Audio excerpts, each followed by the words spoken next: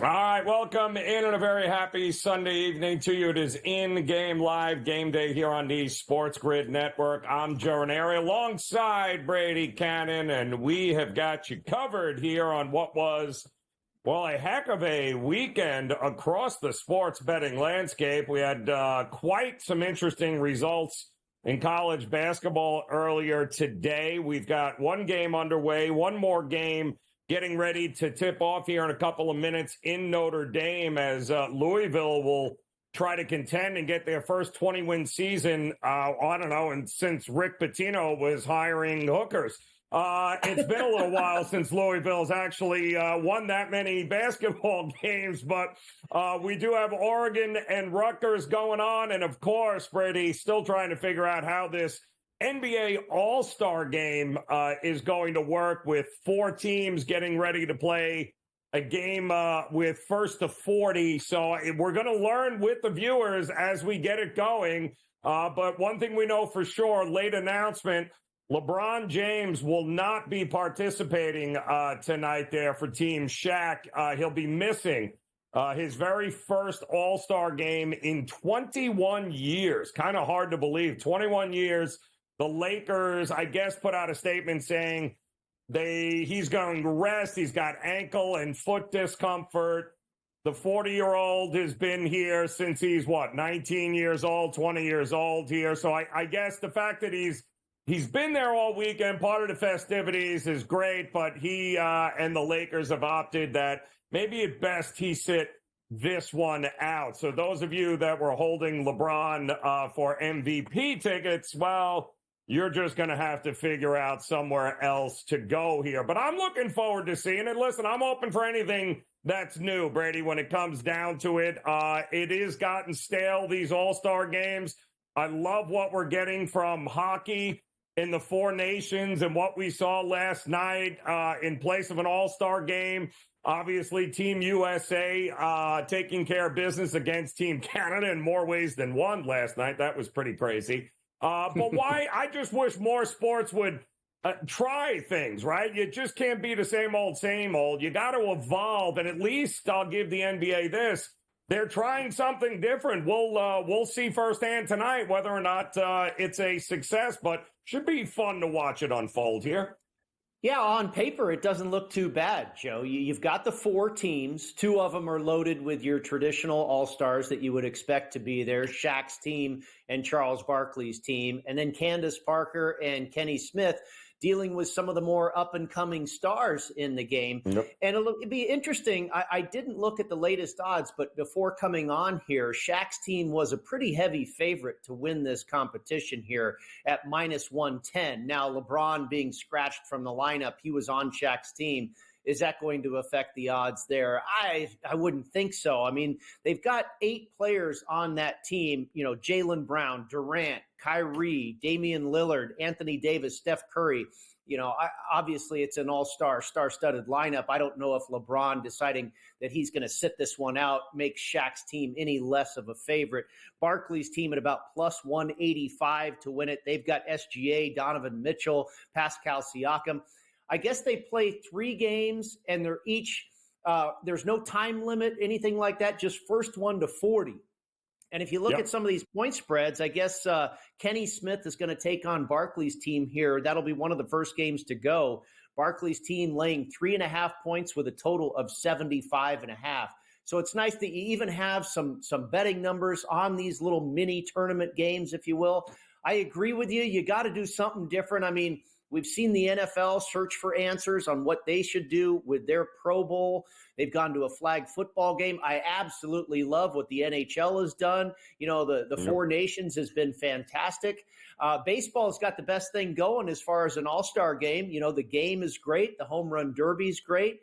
And basketball, they do need a change. We'll see if tonight's idea works. I'd love for them to go to the direction of the NHL, right, and do a competition like that. The United States versus the rest of the world, or what have you.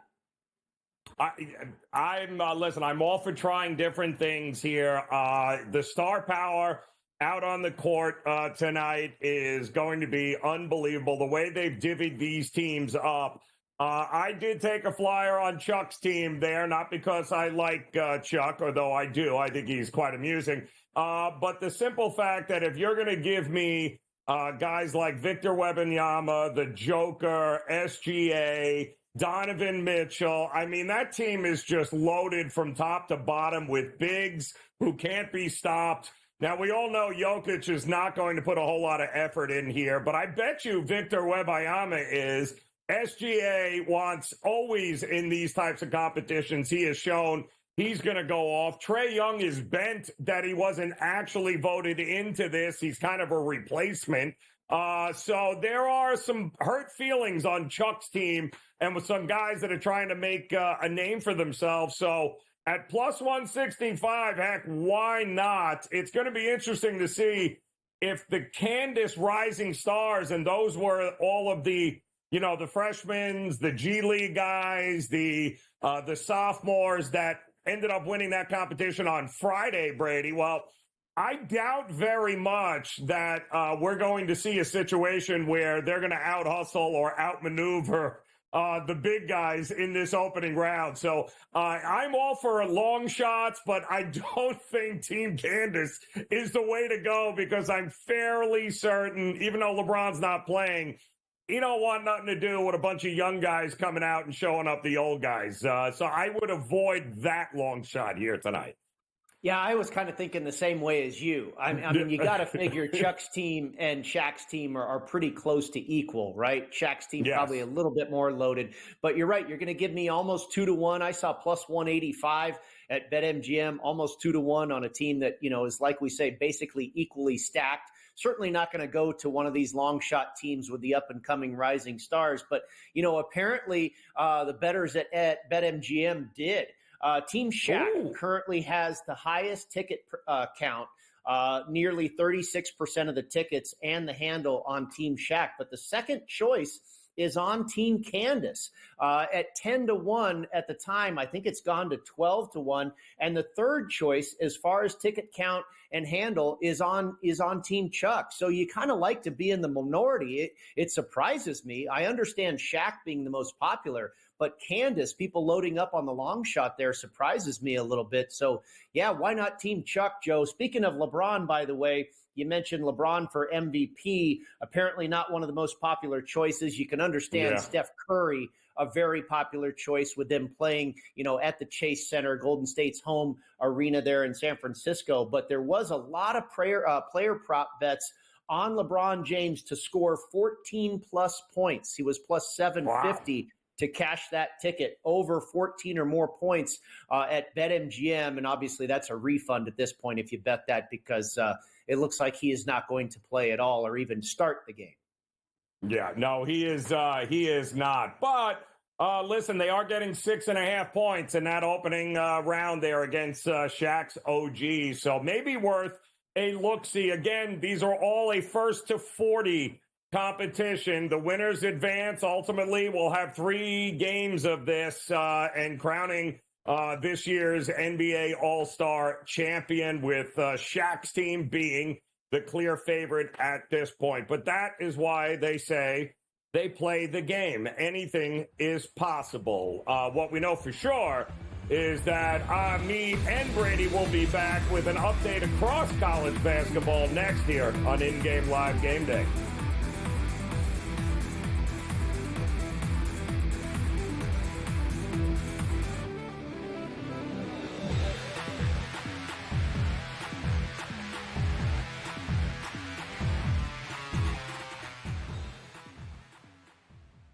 So my team didn't win this weekend, but I still did with this app that's taking over the game. Sports Millions Pick'em lets you make quick and easy predictions. Pick your favorite players, go higher or lower, and you can still win big even if your team loses. Plus, the multiplier is insane. With just a few picks, you can win big money.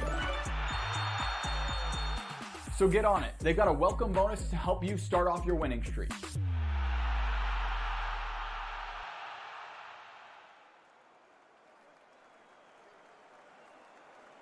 There is going to be an energy to game time decisions that you will feel night in and night out. We're going to go through every single thing, and I've got a great team behind me that's going to help me get the job done. I want this to be the place that people come to. We are going to hit every single one of those markets that you need to know about. There is not going to be a better place, I promise you, than Game Time Decisions. We will have everything at our disposal, and we will use that to our advantage. I'm Kevin Walsh. Tune into Game Time Decisions from 6 to 8 p.m. Eastern on SportsGrid.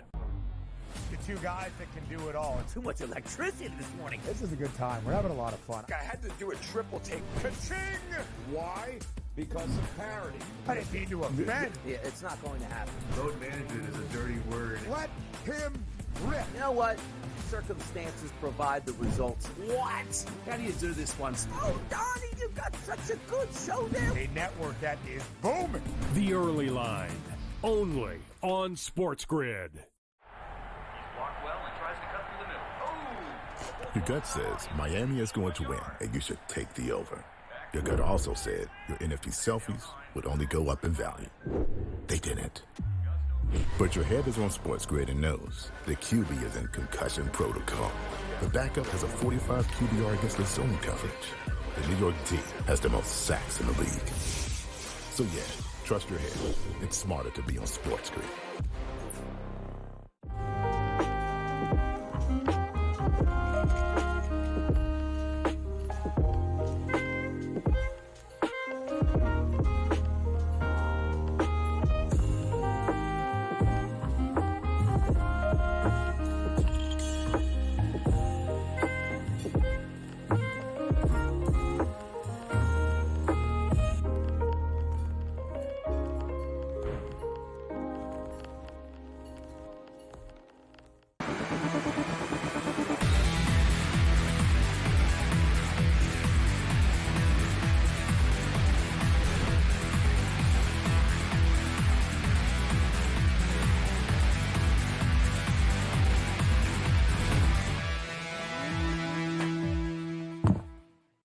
All right, welcome back. In-game live game day here on this Sunday evening. Joe Raineri alongside Brady Kannon as we're getting ready, of course, for the NBA All-Star game here tonight. A little different format that we're all looking forward to seeing. And, of course, we dabbled a little bit here with a couple of these teams to see what we can come up with. But in the meantime, we do have couple of college basketball games underway, Brady, right now. They are at the break in Oregon as Rutgers down 5, 38-33. Tough travel spot here for Rutgers, having to go all the way from Piscataway now to Oregon. Oregon had a just absolute brutal road trip over the last couple of weeks. That whole merging with the Pac-12 and these teams flying out east has not been great. Just ask UCLA and how well they did early in the season. Oregon's kind of been going through it as well, but they won last game at home. Now they're home again, and the script is flipped with Rutgers kind of struggling here. We'll see what they have for the second half, but Oregon was a 7.5-point favorite to close. I did like Oregon to handle business. They are putting themselves in that bubble spot where they need to get some wins in this one. Same thing with Louisville here, trying to get that 20th win on the road. They were laying a big number against Notre Dame. I believe that game about halfway through the first, and Notre Dame holding strong at home there, Brady, which is, I guess it shouldn't be surprising. Of all their home losses this year, I haven't seen one that was by more than 6 points. So they are pretty tough at home, Notre Dame basketball. Yeah, they are. Unfortunately, they're just not a team that gets a lot of wins. You know, you look at what they've done this season, they are on the wrong side of every game, it seems. And I'm not surprised that they were a 7.5, 8-point home dog. You know, that's just how bad the Irish have been on the hardwood this season. Louisville, on the other hand, has been pretty good. Like you say, trying to get to 20 wins on the season. Live wagering right now, you can get the Cardinals at -4.5. You could possibly have an opportunity on your hands there, Joe. I know you took the 8 with the Irish, possible middle opportunity in front of you here with Louisville laying just 4.5, trailing by 3 points, 18-15, your total at 151.5 in the live market. I think Louisville is going to find a way to win this game. I've just seen Notre Dame lose too many times this season. I don't think tonight's going to be the time that they pull off the upset. I wouldn't mind having 8 points in my pocket like you do. But I think from live wagering standpoint here, you look for an opportunity when to back the Cardinal. If Notre Dame pulls out in front a little more here, I think you really want to key on in this first half with what happens in the first half, because it all could change, I think, by the time we come out of the locker room in the second half. If you can possibly get Louisville like under 3 points, maybe as a 2.5-point favorite, I think it's time to jump in. Yeah. Well, listen, we saw that earlier today in a absolutely wild game involving Nebraska and Northwestern. Northwestern 36-21 at the break. Nebraska legit could not hit water if they fell out of a boat, and then outscored them 47-28 in the second half to win it. So it really is two games of sorts there, Brady, in college basketball, especially in conference play, where whatever happens in the first half, take it with a grain of salt, because the second half could be a totally different animal, especially with teams that are better, and especially teams that are on the road. It might take them a little while to get assimilated, but this could shape up to be one of those games for sure here tonight. But we'll keep you posted on Oregon Rutgers as well as Notre Dame Louisville. One other final game there in Evansville is Valpo, who closes a short favorite there, taking on the Purple Aces of Evansville. It is 19-14 there. They are just underway, about halfway through the first half in that one. We had some other things going on here today, Brady. Joe, go ahead. Real quick, if you don't mind, I thought you brought up a great point there. You know, the similarities between the Northwestern and Nebraska game with what we have here with Louisville and Notre Dame. You know, one opponent or one contender here, you know, clearly better than the other team, and then getting pressed in the first half like Louisville is now, like Nebraska did at Northwestern earlier today, and then they come back, they flip things around in the second half. You know, water kinds of finds its level there, and the team that is supposed to win the game does. You know, that's often a good practice when you're looking to play the underdog, is just play them for the first half. Okay. Notre Dame, in this case, playing Notre Dame for the first half looks like a great bet right now, but that could all change. You know, they're supposed to lose this game by 7 or 8 points. Now, they could be a feisty underdog for 20 minutes, but can they sustain that with a team that is clearly better than them for the full 40 minutes? You often see it change. So that, this is across all sports, as you know, Joe, football, college football, whatever it is. Sometimes the dog in just the first half, where they've got a fighting chance, is a great bet, but can they carry that out through the entire game? Often goes the wrong way in the second half for those dogs that were so feisty in the first half. Yeah, and no lead is too great, especially for some of these teams that can really get at it. So it'll be worth keeping an eye on, certainly with this Louisville-Notre Dame game, as they're battling about halfway through in Notre Dame for that one there. And Oregon still holding strong there in Eugene right now, up 41-37 against Rutgers in that game there. They are getting ready, I think, all the festivities happening in for the NBA game. Looks like that's getting ready to go. I see a whole lot of guys playing. There's music, there's bands, there's people dancing. I mean, it is quite the show going on right now at the Chase Center in San Francisco here, but we will certainly keep you posted once that game gets underway, let you know how it's working out, and you'll learn with us, because this is the first year with this format. So we'll keep an eye on the live lines for you here, and we'll try to keep our finger on the pulse of that and see if there's any opportunities for us to drop in and maybe make a wager or two live during these games. But we had a lot going on here today as well. Besides college basketball, we had pretty big PGA Tour event taking place out in Torrey Pines with the Genesis. There was a tiger sighting, and maybe the next future tiger ends up winning that tournament. We'll talk more about it as In-Game Live Game Day continues here on the Grid.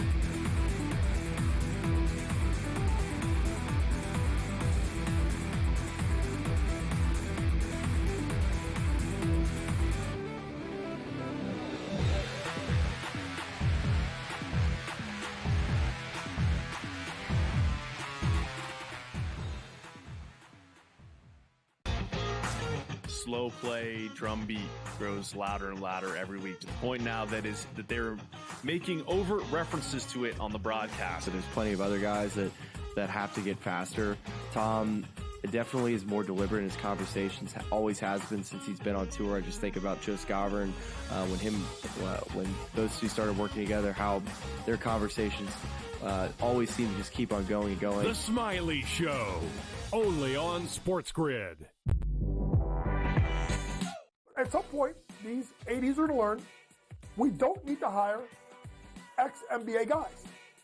I need guys with college experience, who's gone out and recruited, who knows how to develop talent. NBA guys with no college experience don't work in college basketball. I understand they run NBA-style offenses, but it doesn't mean they can run college programs. Betting above the rim, only on SportsGrid.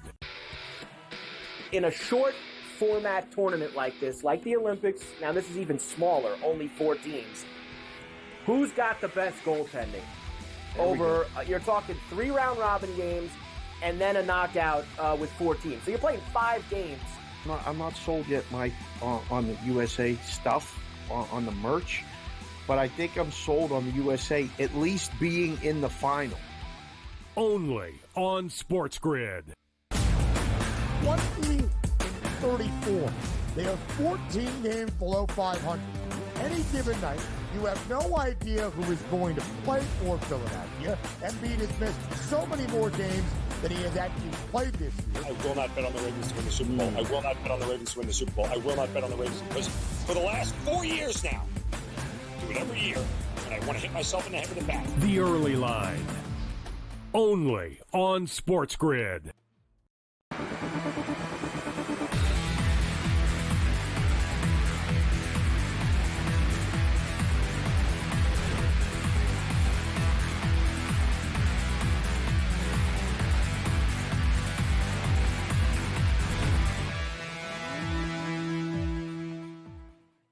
All right, welcome back in-game live game day here on this Sunday evening. I'm Joe Raineri alongside Brady Kannon as we're getting ready for the NBA tip-off All-Star Sunday as they get ready to embark on a new format this year. We're going to keep you posted on that. We are keeping our eyes on a couple of college basketball games. Right now, Oregon on a nice run, 52-44.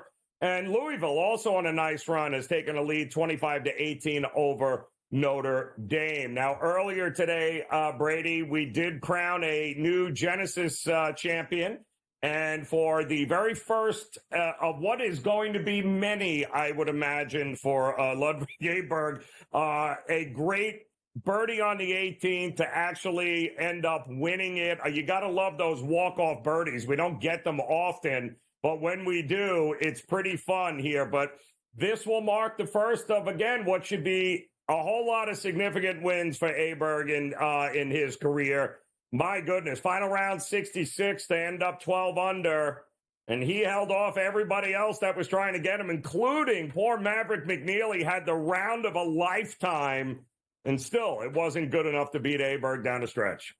Yeah, how about that? A Sunday 64, not good enough to win the golf tournament. McNeely was absolutely on fire. At one point, he was 9 under, I think, through 12 holes or something like that. Just absolutely lighting it up. And he was a guy I had pre-tournament. So was Oberg. I added him late. And I all credit due here. I spoke with our good friend Keith Stewart, who appears here regularly on SportsGrid, and he was down there on the scene at Torrey Pines in La Jolla, California. And, I looked at Oberg, who got off to a great start here a few weeks ago at the Farmers Insurance Open, and then the wind kicked in, and then he got ill. He was suffering from the flu for, the better part of 10 days or so. He had to withdraw from Pebble Beach. And, and his odds for this tournament went all the way up to 25-1. I think I even saw him as high as 28. I was like, wait a minute, this guy was just about to win a few weeks ago before he got sick. And now you can get him at this price. And I texted Keith. I said, Keith, you're down there. I said, I'd bet on this guy, but I don't know if he's healthy. He goes, he looks great. I love him this week. I saw him striping the ball at the range. And I said, okay, I'm in. And I added him. And so I had McNeely and Oberg coming down the stretch. I was sitting pretty, but Again, thanks to the inside report there from our guy Keith Stewart, who really gave me the scoop on Oberg's health. I love this guy. The way he plays quickly, his swing is so simple, and he just seems to stripe the ball dead straight. I love his attitude. Even Tiger said on the broadcast today, aside from all this other stuff, he's a great guy. He seems to have just a tremendous attitude. Joe, he is one of the few guys. He is only one of two people in the history of collegiate golf to have won the Ben Hogan Award twice. And the Ben Hogan Award is awarded to the very best collegiate golfer of the year. The other guy to win it twice was John Rahm at Arizona State, and Oberg did at Texas Tech. So people knew right away that this guy was something special, and now he's ascended to a top 5 player in the world. I'll tell you one thing I did immediately. Actually, it was before he went on to win today. I had him with that ticket, like I say, pre-tournament, and he was the favorite going into the final round today. And then all of a sudden, McNeely went nuts, and Oberg was kind of forgotten about. I got down on him to win the PGA Championship at 18-1, which will take place at Quail Hollow, where they used to play the Wells Fargo. I think they're going to be there again for that tournament, but the PGA will come up. I'm not sure if they're switching venues. Anyway, the PGA Championship is going to be at Quail Hollow. But I went in on Oberg there because that course and Torrey Pines, I believe, are so interconnected. Total driving is the most important statistic, I believe, at both of those courses. So if Oberg has had this kind of success already in his young career at Torrey Pines, I'm like, why not is he going to do the same at a course that's very similar in Quail Hollow? So I got him before his win today to go ahead and win the PGA, the Wanamaker Trophy, and capture his first major of his career. Yeah, listen, I could not have been more impressed. And we knew it wasn't if, it was just a matter of when, right, with him. So, and he ended up getting it done in epic fashion after what was kind of a letdown, a little bit of a letdown there earlier when he did get sick there in the event a couple of weeks ago. But what a way to bounce back there for Oberg. And we'll have much more on what's to come here for him, as well as many more PGA Tour events as we're in the full swing there as in-game live game day. Come back and join us here on the grid. Much more to go here.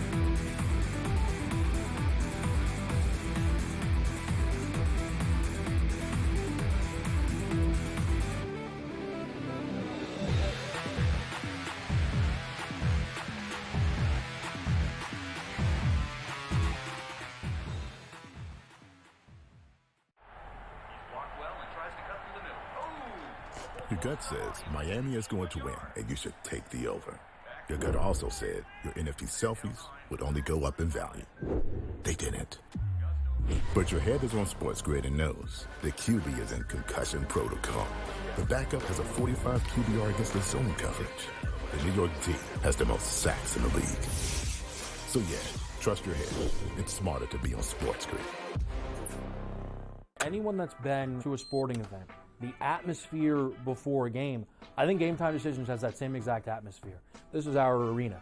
This is what we do. There is going to be an energy to Game Time Decisions that you will feel night in and night out. The excitement you get when you lock your bets in, when you're figuring out what you want to do, we can zone in on the biggest games each night. I want this to be the place that people come to before the games start so they feel as ready as possible to lock in their cards. We are going to hit every single one of those markets that you need to know about. We're going to go through every single thing, and I've got a great team behind me that's going to help me get the job done. There is not going to be a better place, I promise you, than Game Time Decisions to get that new information, react to it, and be able to then bet accordingly. We will have everything at our disposal, and we will use that to our advantage.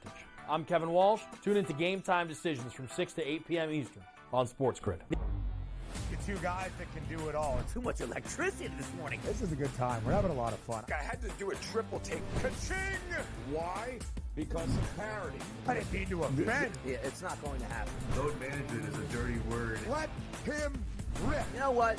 Circumstances provide the results. What? How do you do this once? Oh, Donnie, you've got such a good show there. A network that is booming. The Early Line. only on SportsGrid.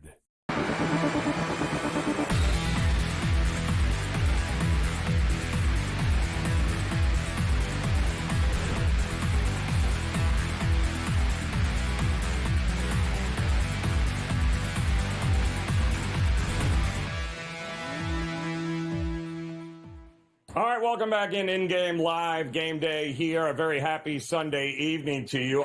Good news is the NBA game is not, All-Star game has not started yet. The bad news is that game will probably continue to go on long after we're off air at midnight Eastern time tonight. So enjoy that. In the meantime, we do have a lot of college basketball to talk about. A couple of good games underway right now as we welcome in our good friend Amal Shah to the program. And Amal, we were just looking at some of these games. Oregon, Rutgers happening right now. Oregon looks like they're pulling away, but we were talking off air about Louisville. Notre Dame, like a bad rash, won't seem to go away as they continue to fight on their own home court. But Louisville, very underrated, you think, in this season here. Could we be looking at maybe a dark horse moving forward? Yeah, I think they're a team that really you could bet on them. Right now, they're 18-1 to make a Final Four. I don't think it's a bad play on them simply because, Joe, people don't realize how well they defend.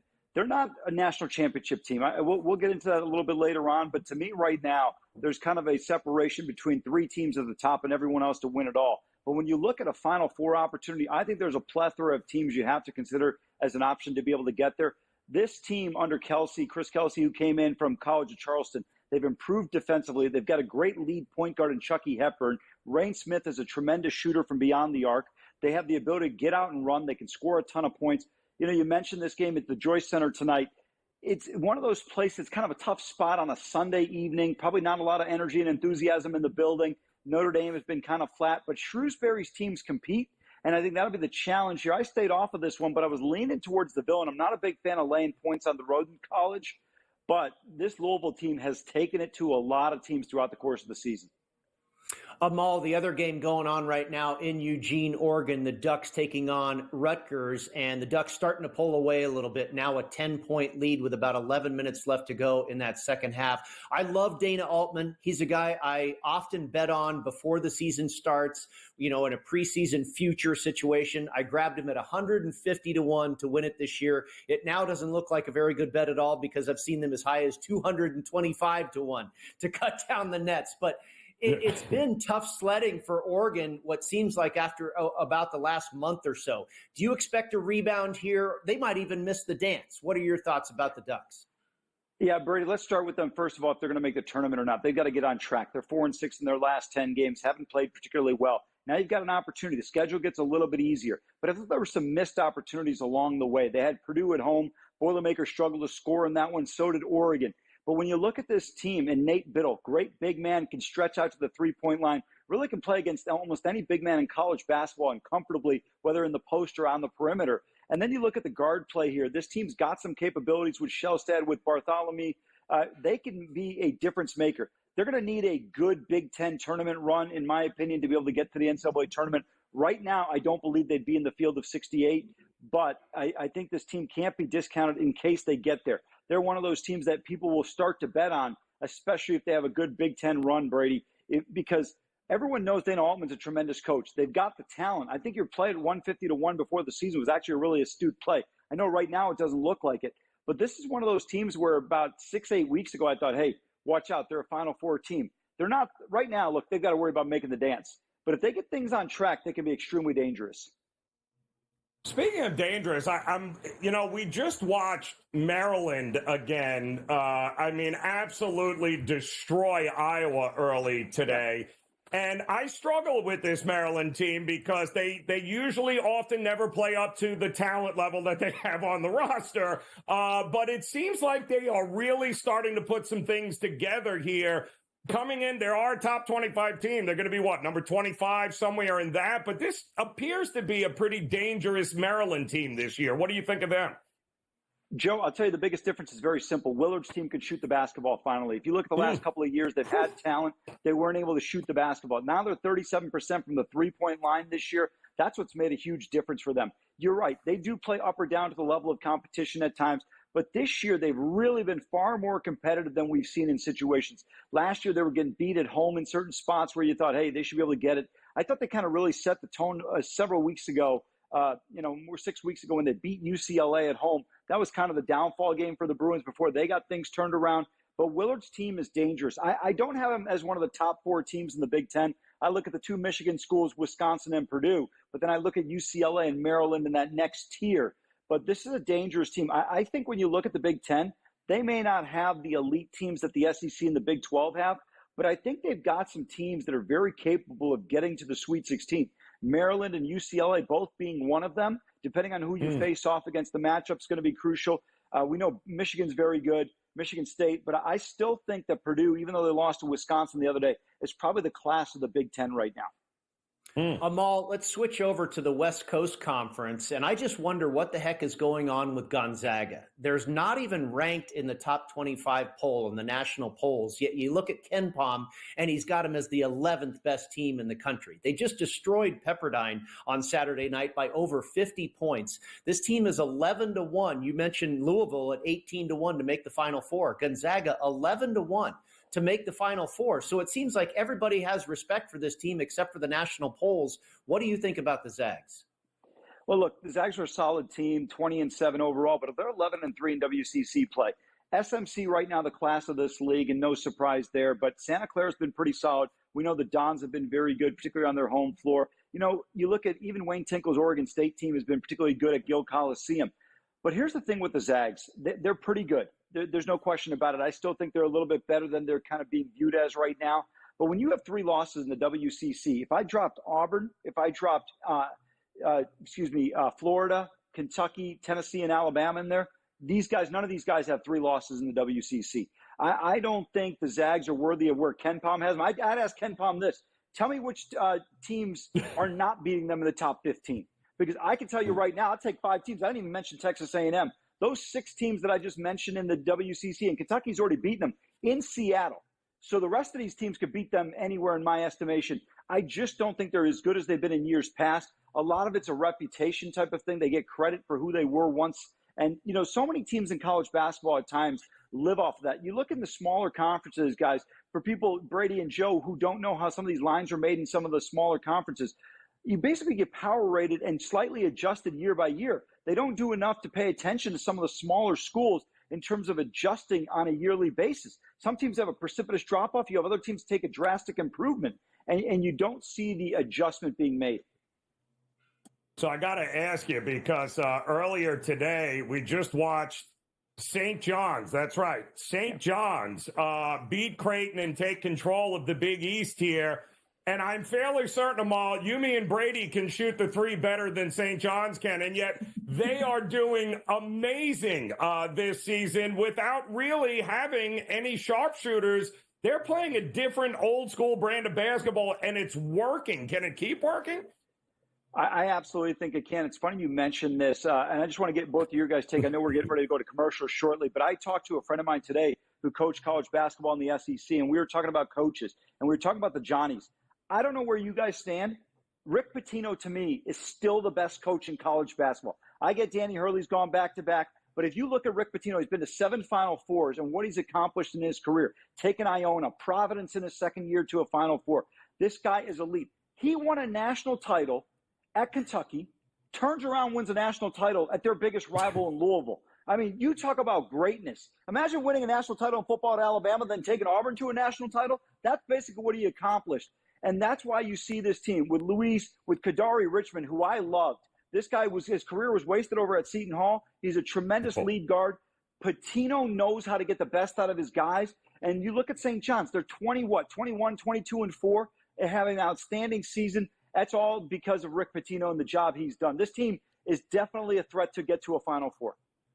Oh, it's amazing. It's old school, Amal. It really is. It's watching old school basketball, and they made a pretty good-looking shooting Creighton team look pedestrian here today. We'll have more on that as the in-game live game day continues on the grid.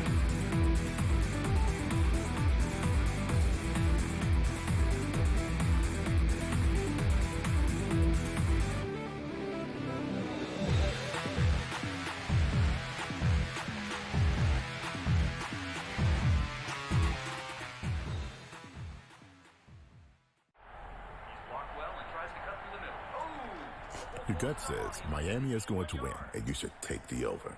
Your gut also said your NFT selfies would only go up in value. They didn't.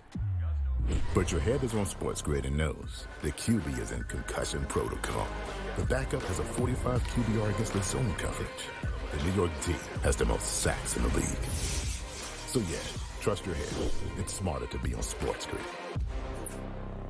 Anyone that's been to a sporting event, the atmosphere before a game, I think Game Time Decisions has that same exact atmosphere. This is our arena.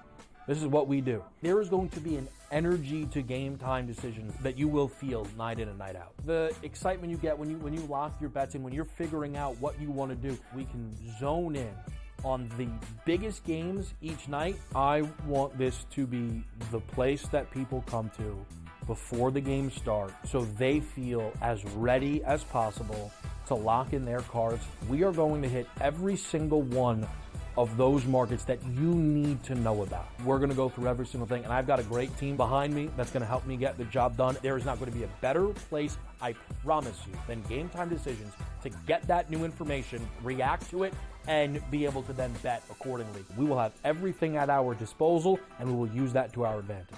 I'm Kevin Walsh. Tune into Game Time Decisions from 6 to 8 p.m. Eastern on SportsGrid. The two guys that can do it all. Too much electricity this morning. This is a good time. We're having a lot of fun. I had to do a triple take. Ka-ching! Why? Because of parity. I didn't mean to offend. Yeah, it's not going to happen. Load management is a dirty word. Let him rip. You know what? Circumstances provide the results. What? How do you do this one? Oh, Donnie, you got such a good show there. A network that is booming. The Early Line, only on SportsGrid.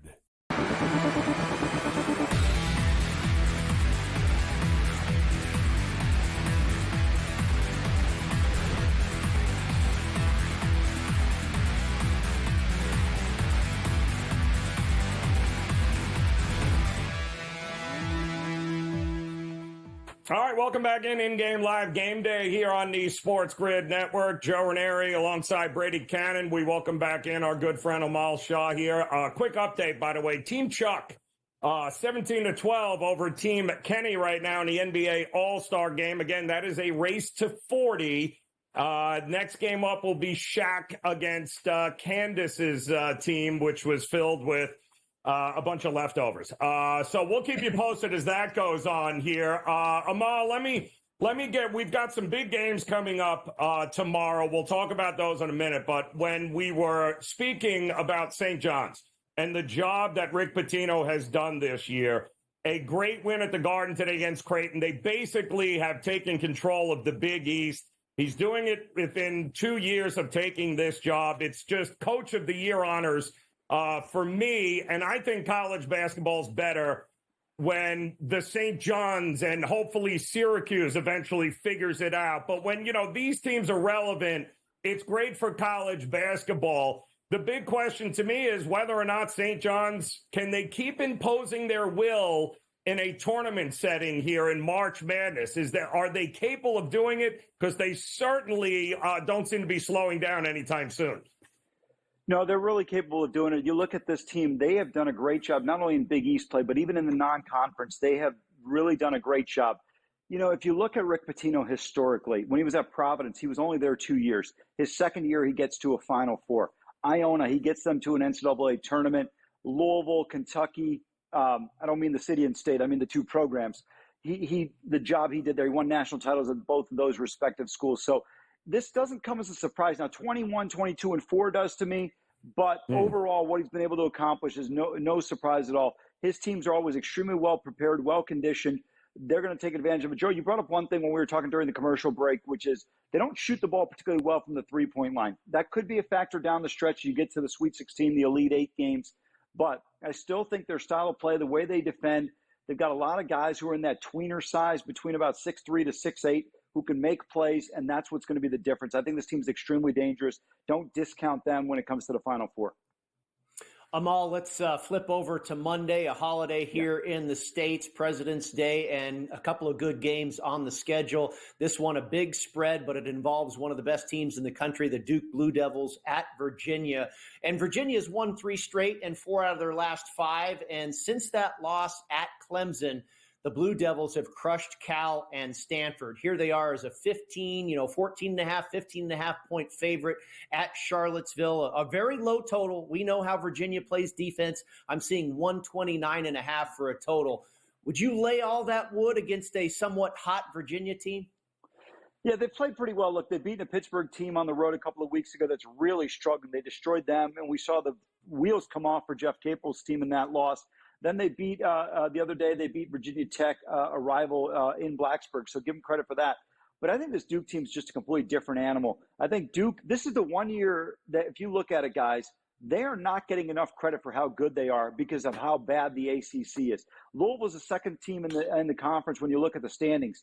But Duke, usually you expect to see their games on ESPN, but the league is so bad that you're not seeing these national broadcasts the way you normally would because nobody wants to broadcast a game that's going to have a 20-point margin with 10 minutes to go in the second half. And that's exactly what the Devils have been able to do, particularly at home. The other thing, guys, is for me, Duke is actually likable now. You want to know why? Because the Rat is no longer on their sidelines.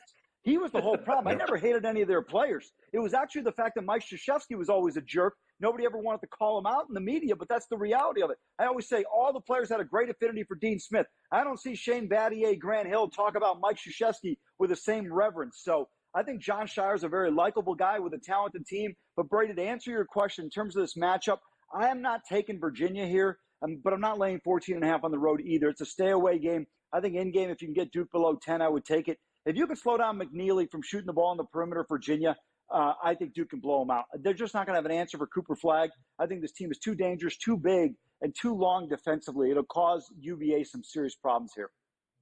All right, so let me ask you a question. We just saw Arizona lose very rarely at home to Houston on Saturday. Now they got to head on the road and go to Baylor, who, listen, for all their faults, and they have a lot of them, I usually look to back Baylor at home and fade them on the road, Amal, if we can do that. Are we going to lose this Houston game twice if I'm Arizona? Is that what I'm worried about here? So I don't think you're worried about that as much. I think the fact that you got to go down on the road to Waco, taking on this Baylor team, I think this is going to be a real challenge here. I like Baylor at home. I think when you look at Arizona, they're a pretty good team. I like some of the pieces that they have, but here's the problem. They got a guy in Caleb Love that, to me, is Baylor's best player. This guy is an absolute chucker, okay? This guy's never met a pass he's liked in his life. He can't shoot the ball, and when you look at it, Tommy Lloyd does not rein him in. You look at yesterday, Joe, they lost that game single-handedly. It was funny. I was on Rick Newhouser's show on Friday, and I said, Houston's going to win because of Caleb Love. In the second half, he had 3 turnovers in the first 4 possessions. He goes 1 for 10 from the three-point line. At some point in time, your brain's got to tell you, hey, listen, buddy, I'm not having a good game. I've got to get my teammates involved. I need to do other things. There was a reason why North Carolina, it was off-the-court stuff that involved him and I'm drawing a blank on the kid at North Carolina, the great guard, R.J. Davis, in terms of the backcourt, why he ended up transferring. That was a squabble over a girl. But here's the thing. When you look at Bradley and Lewis, these two guys are capable, but they don't get enough involvement because Caleb Love just refuses to pass the basketball to anybody. He will go 1-on-4, but he's not Kyrie Irving. And I'm going to tell you right now, Caleb Love is the reason why they'll lose this game. I like Baylor laying 1.5 points at home. Short number. Tommy Lloyd's team's gotten off to a great start in Big 12 play, but they are not as good as people think they are in my estimation. We got a couple of more games coming up here tomorrow and, in fact, this week. And then we want to take, Amal, a big picture look here. K-State and Utah will be next on our list to look at. Utah with a nice win at home against Kansas. I don't know what to make of Kansas State. It's a tale of 2 halves this year. The first half of the season, it was laughable how bad they were. Over the last month and a half, not so laughable. It's a fascinating matchup coming out of the Big 12. We'll get Amal's thoughts on that. We do have an update from the NBA All-Star Game that we're going to get you, as well as in-game live game day rolls on here on the Grid.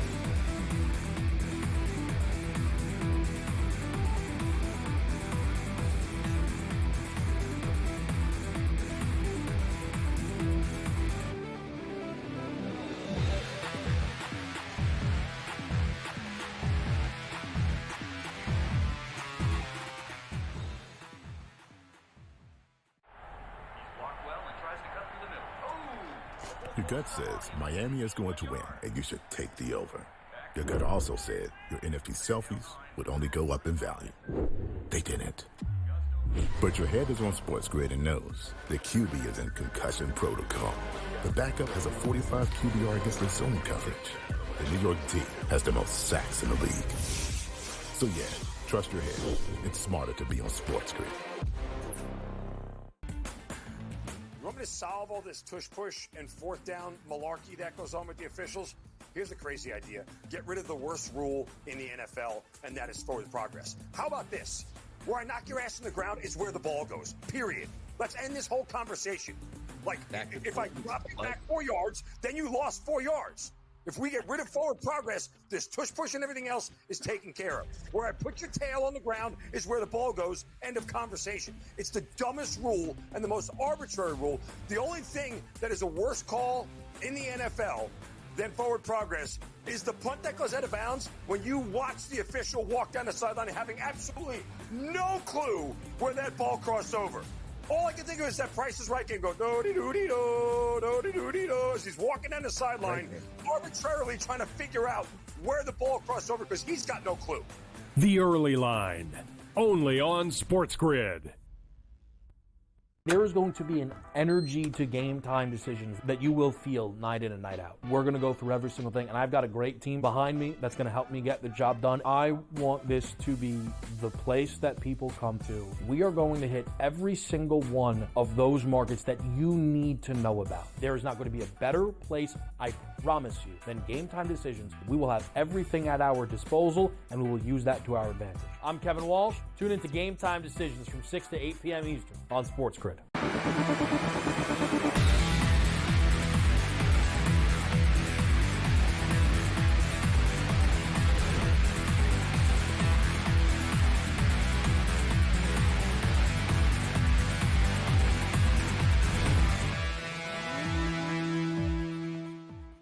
All right, welcome back in-game live game day here on the SportsGrid Network. We'll get you an update here from the NBA All-Star Game in San Francisco in just a minute, but Amal Shah back with us and wanted to talk about one more game up tomorrow of interest to me.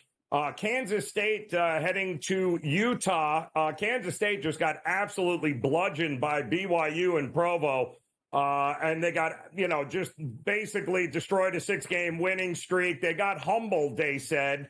But yet Utah coming off a huge win against Kansas in their building a couple of days ago. Something has got to give in this. I don't know what the ceiling is for these two teams. I doubt very much they're going to make a whole lot of noise. But what do you think we're going to get here tomorrow night? I think it's an interesting matchup. Look, Utah's going to have a lot of positive momentum. You referenced the win over Kansas. But here's the thing. The reason why I can't back the Utes in any situation, there's 364 teams in Division I.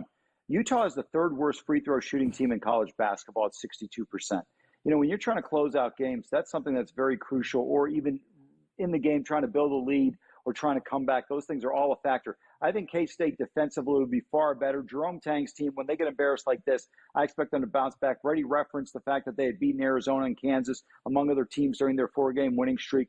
I'm not going to touch this game, but to me, I think Kansas State, you're going to see a much more focused team in this matchup. If you said I had to play it, I'd play K-State even though they're on the road. Amal, let's look at the big picture here just a moment while we have you for a couple of more minutes. You mentioned Louisville as a possible team you like at 18-1 to make the Final Four. You briefly mentioned Texas A&M. I have a future bet on them to win it all. I like the Aggies and the defense they play. If you're looking to add one of the shorter shots, one of the favorites, I don't think I can go to Duke or Auburn. They're 3 or 4-1 to win it all. What about the Cougars, though? Kelvin Sampson's Houston team still in the neighborhood of maybe 8-10-1. We know they play defense. Joe talked about it, a little bit better offensively this year. And you said you cover Houston, or you follow Houston pretty closely. What are your thoughts on Houston's chances? Yeah, I actually covered Kelvin when he was at Oklahoma years ago. And I'll tell you one thing, this team's defense. They were more offensive when they were with the Sooners, but now defensively, this is an elite team. Joe mentioned when we were during one of the commercial breaks, this is Kelvin's best shooting team down in Houston. And there's no question about that. You look at LJ Cryer and Emmanuel Sharp, two of the best three-point shooters in the nation. Uzan, the transfer in from Oklahoma, he's a tremendous lead guard. I was a big Jamal Shed fan. But I think Uzan gives them a better player in terms of scoring as their third scoring option because Cryer and Sharp are their two lead scorers, and Juwan Roberts as well. But Roberts is inconsistent at the free throw line, but this Houston team's ability to defend their length, they really present some problems with Francis and Roberts defensively. Brady, I'm with you. If you said right now, I can only bet one team to win a national title, and I'm not going to be able to hedge on it, Houston would be my bet. You look at Auburn and Duke, these are very short favorite prices at 4 and 450. I don't like Alabama at 8-1. I don't think they're good enough. Sears is a tremendous player, but they don't shoot the ball well enough consistently. They rely too much on offensive rebounding. I like the Gators a lot, but I think Houston, if you said to me I have Auburn, Duke, and Houston against the field, I would take those three teams. That's where I think it is. I think there's a clear separation with those three teams and everybody else. I really believe if the Cougars don't play Duke, they can win the national title. I think Duke's a bad matchup for them, but everybody else they can match up with. Real quick, guys, they've lost 4 games. 3 of them have been in overtime. Bama, San Diego State, and Texas Tech. And then 1 loss against Auburn. They had a 9-point lead in that game. That was a neutral site game in Houston. This Cougars team, they do have 4 losses, but I'm telling you, this team is very, very capable of winning the national title. Yeah, I feel like we say it every year, right, Amal, when we get to March Madness, because they're certainly never short on talent. They're tough. They suffocate you. They force you to play at their tempo. But offensively, this is one of the better Houston teams that I can remember here, and they can beat you in a number of different ways here. You mentioned you like the Gators. I like them, too, a lot here, and it feels like maybe they're not getting all the love in the market they should either.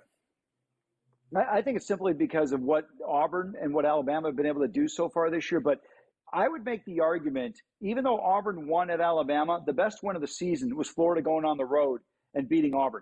If you think about all of college basketball, Clayton has been tremendous. I think Clayton's a guy that's overlooked because he transferred in from a smaller school. So many of these guys, you think about Jalen Pickett when he was at Penn State, tremendous lead guard who could control the game. I know Penn State's not an elite team, but they got to the NCAA tournament. The same thing with the Gators. Clayton is an absolute difference maker, but keep an eye on Martin and Richard. This team is dangerous. And Joe, maybe Golden for Florida as a candidate for Coach of the Year as well to challenge Pitino for that honor. I'm going to leave that alone, Brady. A lot of things I can say comparing him and Pitino, but I'm going to leave that alone there. Amal Shaw, always a pleasure, my friend. Enjoy the rest of the night. In Game Live. Game Day continues here on the Grid.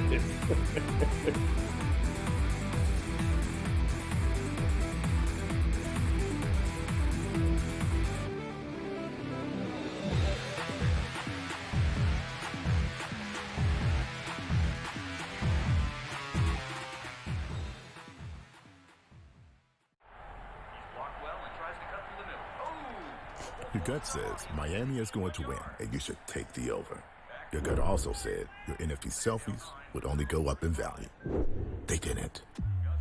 But your head is on SportsGrid and knows the QB is in concussion protocol. The backup has a 45 QBR against the zone coverage. The New York D has the most sacks in the league. So yeah, trust your head. It's smarter to be on SportsGrid. You want me to solve all this tush-push and 4th down malarkey that goes on with the officials? Here's a crazy idea. Get rid of the worst rule in the NFL, and that is forward progress. How about this? Where I knock your ass in the ground is where the ball goes, period. Let's end this whole conversation. Like, if I drop you back 4 yards, then you lost 4 yards.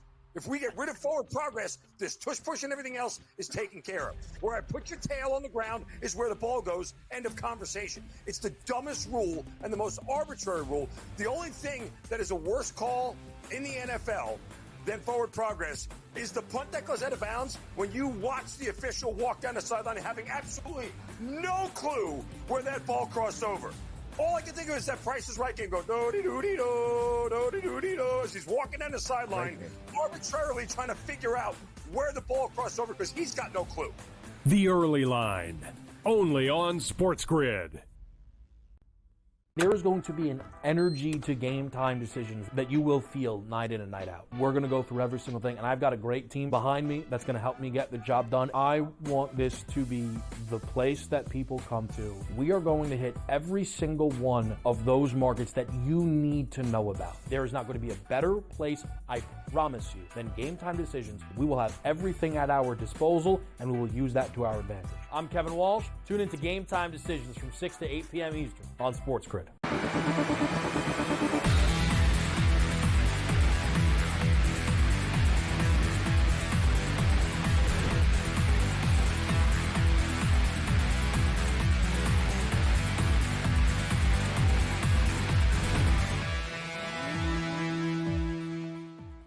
All right, welcome back in-game live game day here. Hour number 2 together on the SportsGrid Network. I'm Raineri, joined by Brady Kannon, and we have our very first finalist of this year's 2025 NBA All-Star Game, the tournament, rather, that we have seen as Team Chuck gets it done with Wembanyama there. SGA scores the final 5 points to get them to 40 points before Team Kenny, which seemed to be all sorts of battle.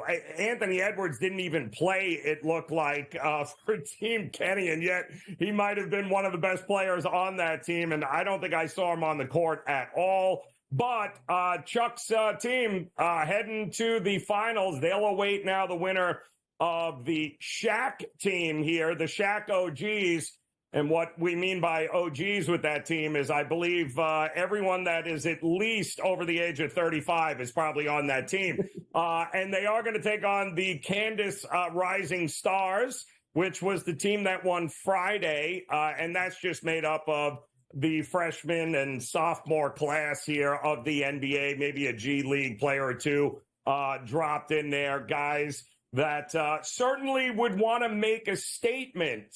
And I think this is why, Brady, we talked about it last hour, that some of the markets, we saw a lot of love for the underdog in this one here. And I think a lot of it has to do with the fact that, listen, these guys have not been in the NBA at all very long. You know, their contracts aren't solidified like the guys that they're playing. So can you think of a better opportunity for a guy trying to make a name for himself in the association than going out there tonight and just running roughshod over Team Shaq and the OGs? I don't think it's going to happen, but these guys are going to take it serious here, the young guys, I believe, in this one. What an opportunity for an audition, right? No, I think you nailed it there. And maybe that's why we saw a number of bets on Team Candace at BetMGM. You know how it is. The casual bettor likes to bet a little to win a lot. And Candace's team was 12-1, anywhere from 10-1 to 12-1 to win this little tournament. So maybe that's the thinking there. But if you're really diving into the handicap, I think what you're saying makes a lot of sense. You know, the OGs, the 35 and older club, right? I mean, you know, the old home team, are they going to really put forth the effort? We know how this is. This is an exhibition match. I mean, LeBron has already been scratched from the lineup because he didn't want to exert himself. He's dealing with a little foot and ankle pain and that type of thing. You know, is Steph Curry really going to, you know, give that type of effort? But yeah, these kids on Candace's team, absolutely they're going to come with effort. Now they're catching like 6.5 points or so in this matchup, the total of 73.5. The first game, Team Chuck covered. They were a 3.5-point favorite, 41-32. The final there, first one to 40, they win by 9, and that one stays under the total, which was 75.5. A little bit of a lower total here, but a bigger point spread. I think I'd be inclined to lean on the dog here a little bit, Joe. Yeah, well, listen, they are certainly going to put the effort in this round here, much like what we're seeing Notre Dame do as they continue now starting the second half. They were down 7 at the break.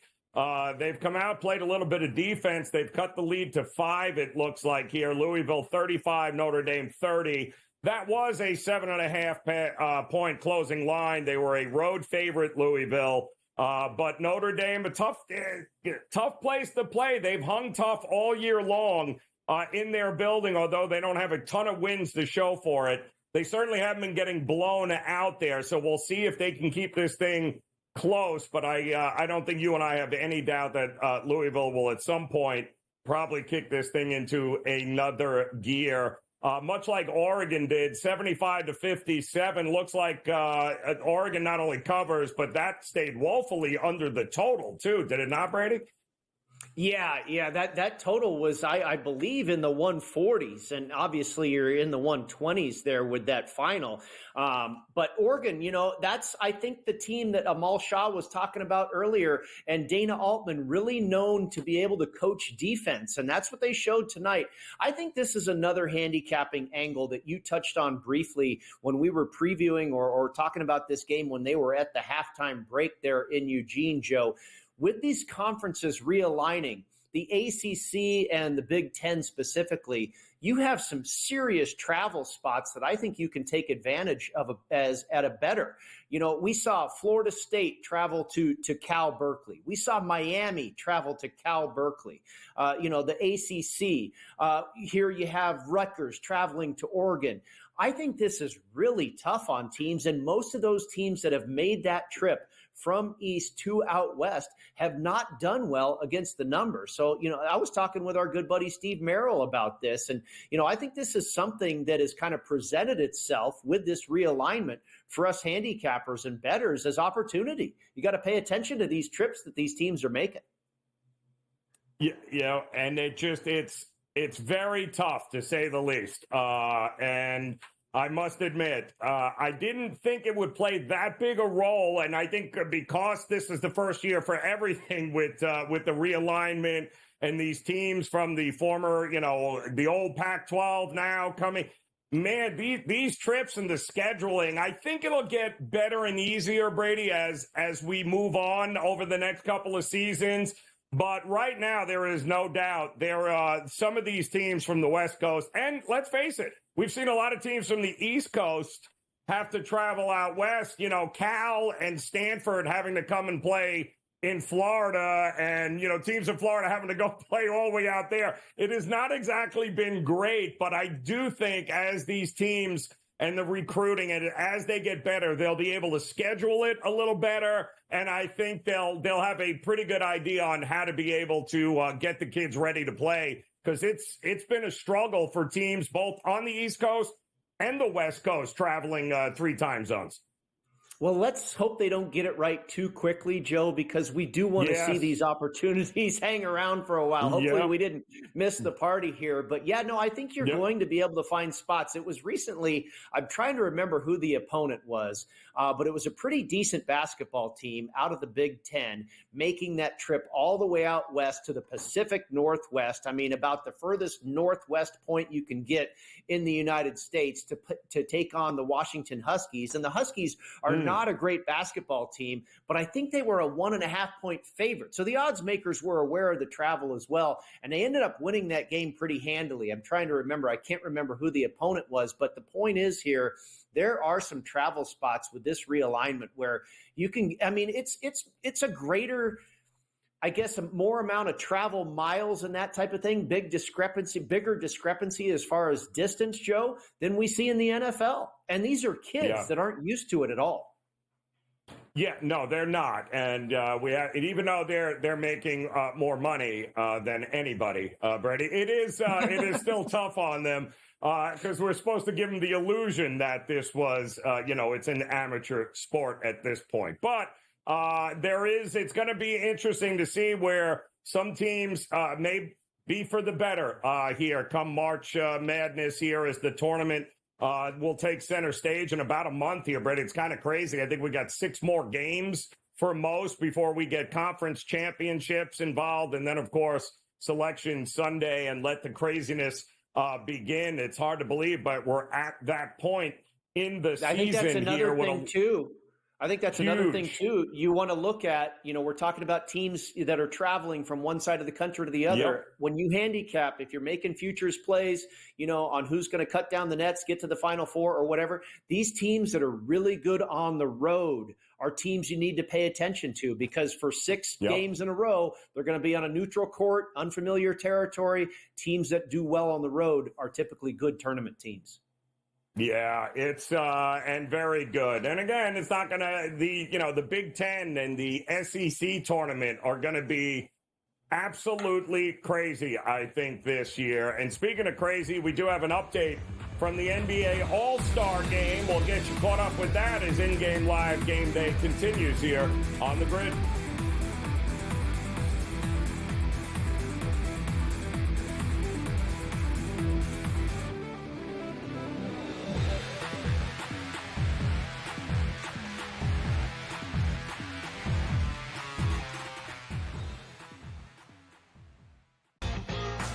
Slow play drum beat grows louder and louder every week to the point now that they're making overt references to it on the broadcast. So there's plenty of other guys that have to get faster. Tom definitely is more deliberate in his conversations, always has been since he's been on tour. I just think about Joe Scaver and when those two started working together, how their conversations always seem to just keep on going and going. The Smiley Show, only on SportsGrid. At some point, these 80s are going to learn we don't need to hire ex-NBA guys. I need guys with college experience who's gone out and recruited, who know how to develop talent. NBA guys with no college experience don't work in college basketball. I understand they run NBA-style offenses, but it doesn't mean they can run college programs. Betting above the rim, only on SportsGrid. But if it ends up being 1 versus 2, which seems likely because the Cavs had a 5.5 game lead over Boston, the Celtics 3 games clear of the New York Knicks. They're not unstoppable, not running away with everything, but for them to blow a 5.5 game lead on the backstretch in the NBA, already being a quality team outside of disastrous injuries, I don't buy that at this time. The early line, only on SportsGrid. Patino himself, in a clip that we just played, said basically the stats are not backing up the team's wins. St. John's is offensive glass. That's where a lot of opportunities for St. John's came from.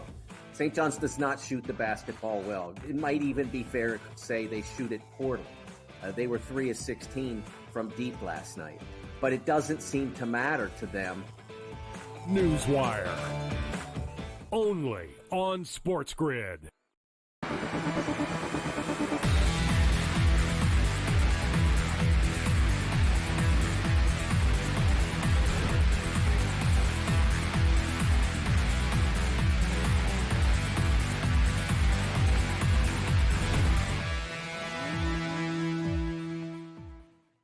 All right, welcome back in-game live, and we are game day ready here on this Sunday evening. Joe Raineri alongside Brady Kannon. We appreciate you stopping by as we've got one college basketball game still underway right now. Louisville and Notre Dame doing battle. About 15 minutes to go in the second half there. Still looks like a 6-point Louisville lead here.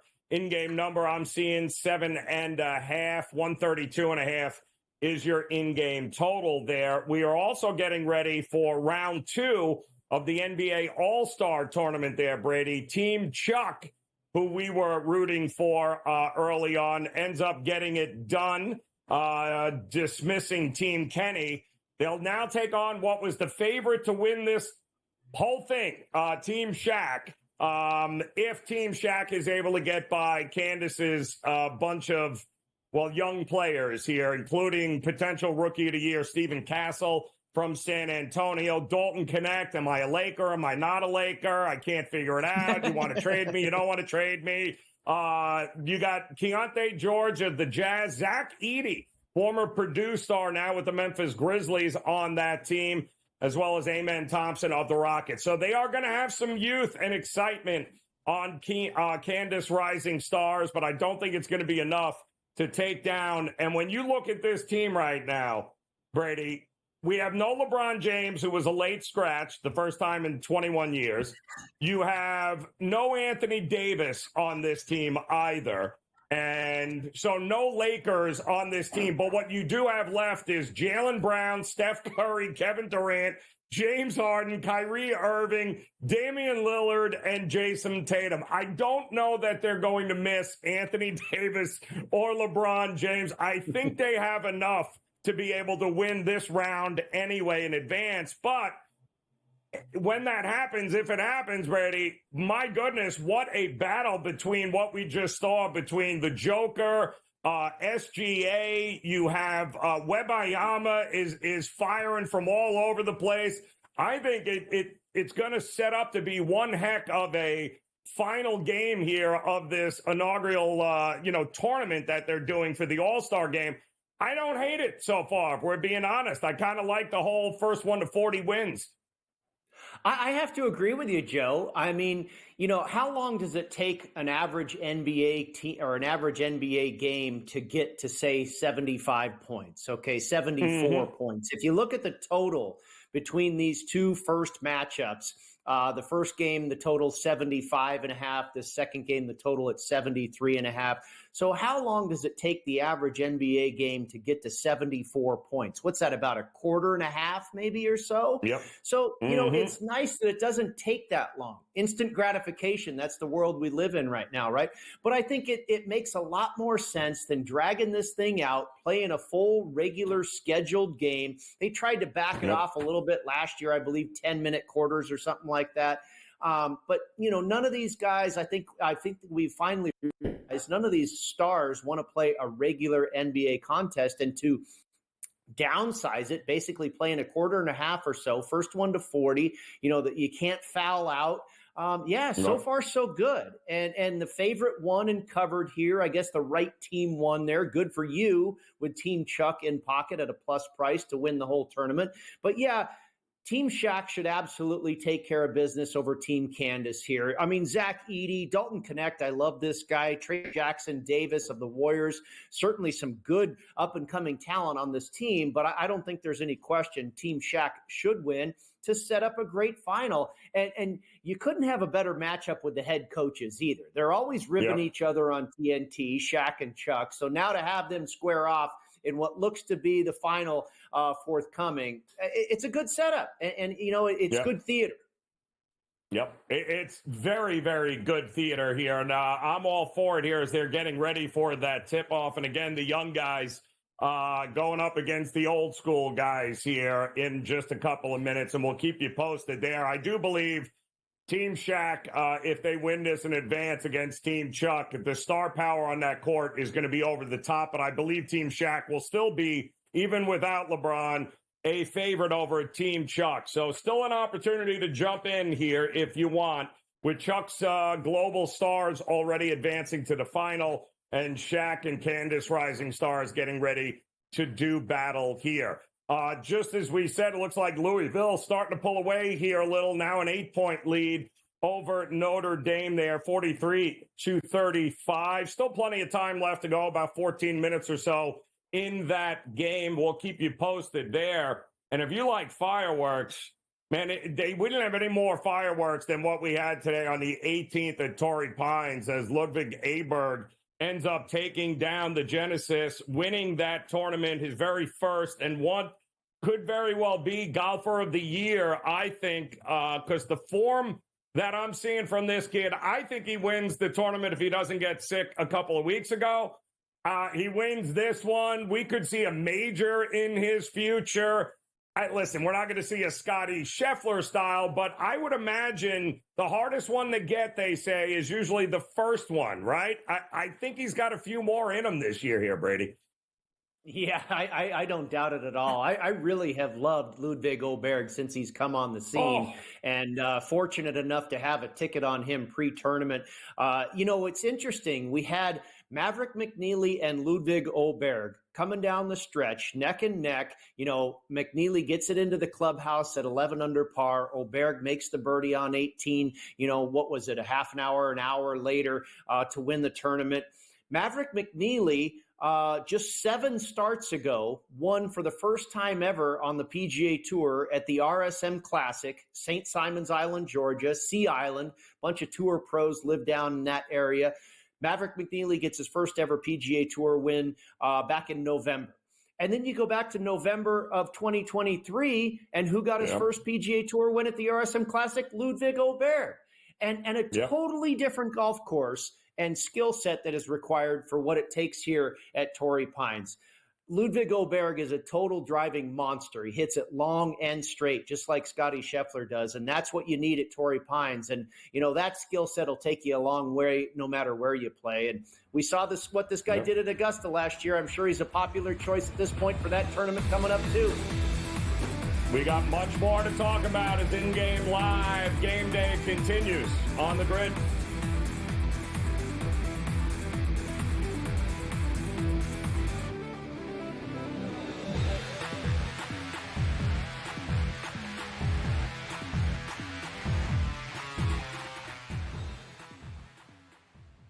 There is going to be an energy to game time decisions that you will feel night in and night out. We're going to go through every single thing, and I've got a great team behind me that's going to help me get the job done. I want this to be the place that people come to. We are going to hit every single one of those markets that you need to know about. There is not going to be a better place, I promise you, than Game Time Decisions. We will have everything at our disposal, and we will use that to our advantage. I'm Kevin Walsh. Tune into Game Time Decisions from 6 to 8 p.m. Eastern on SportsGrid. Your gut says Miami is going to win, and you should take the over. Your gut also said your NFT selfies would only go up in value. They didn't. But your head is on SportsGrid and knows the QB is in concussion protocol. The backup has a 45 QBR against the zone coverage. The New York team has the most sacks in the league. So yeah, trust your head. It's smarter to be on SportsGrid.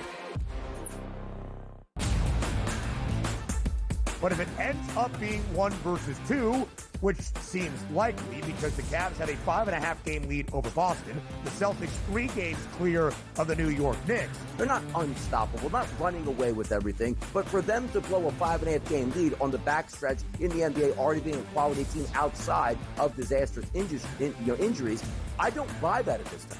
The early line, only on SportsGrid. In a short format tournament like this, like the Olympics, now this is even smaller, only 4 teams. Who's got the best goaltending? You're talking 3 round robin games and then a knockout with 4 teams. So you're playing 5 games. I'm not sold yet, Mike, on the USA stuff, on the merch, but I think I'm sold on the USA at least being in the final. Only on SportsGrid.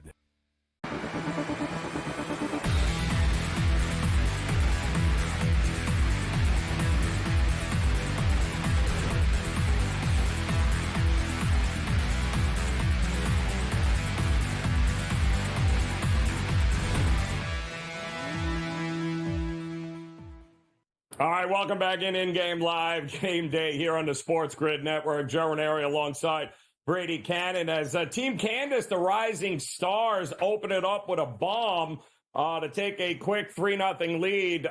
If you want to talk about, let's say you're looking for a little laugh, you can turn on this game right now, watch James Harden play defense, and you might just cry yourself to sleep. It might be the funniest thing that I have seen, but the all-stars there of Shaq off and running, and we'll see how this goes. Could be a quick 1-2-3 here for Team Candace. They're going to have to keep hitting the threes, to say the least here. Brady, we had mentioned earlier, Aberg is your first-time winner, Genesis Invitational. Kudos to him.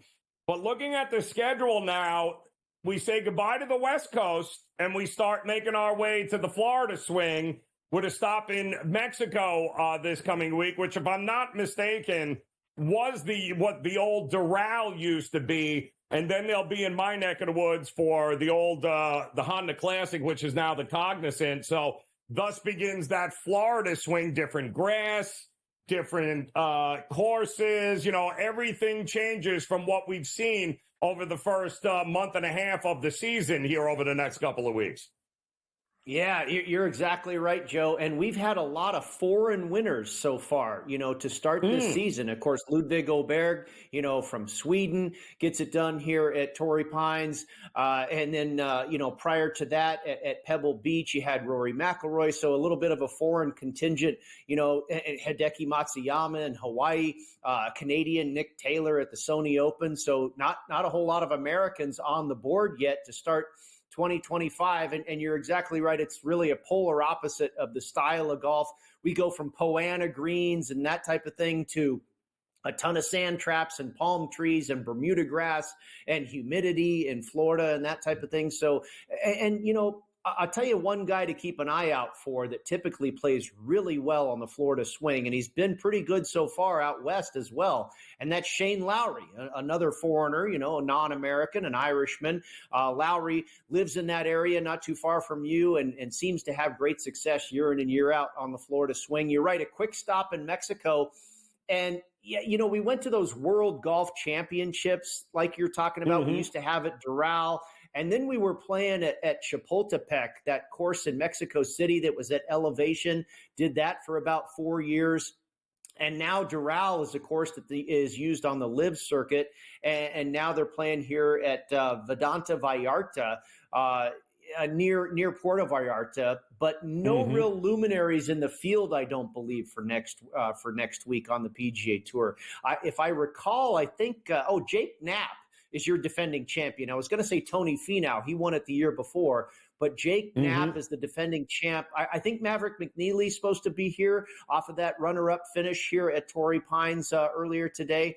But I think a lot of the big names are saving it up for the Florida swing, which will kick off with what used to be the Honda Classic, the Cognizant. You'll probably be out there hanging out at the Bear Trap, one of the more difficult courses on the PGA Tour. We've seen Rory win there before. You know, a lot of people talking about this season getting kicked off for Rory McIlroy, and does that turn into a green jacket for him? Well, he's been pretty darn good in the past at the Honda or the Cognizant Classic as well. Justin Thomas is a guy that's been off to a good start, really coming off of a good year last year, and he's been playing well. Didn't play too poorly in the final round today at Torrey Pines. He's a guy that has done extremely well here at the Cognizant as well. So I imagine we'll have a pretty darn good field to kick off the Florida swing. Then we go to Bay Hill. Then the Valspar, I believe, and then the Players Championship. And then it's just, you know, I think the Texas two-step, a couple of stops in Texas, and then we roll down Magnolia Lane for the Masters. Yeah, it's interesting because the way the schedule lines up this year is that, you know, March 6th will be the Arnold Palmer Invitational at Bay Hill, and then it's followed up by the Players right after that. Oh, okay. So that's two back-to-back signature events, of course, with very major-ish fields, and of course, you know, $25 million in purse money. There's going to be only the best of the best playing in those tournaments. And then, of course, the Masters will take place April 10th through the 13th at Augusta. So this is that all-important Florida swing for guys to get in shape for Augusta, and they've got a month to do so. Should be some great golf coming up and your way with maybe not the longest of shots winning some of these tournaments. But we've got you covered. In-game live game day continues here on the grid.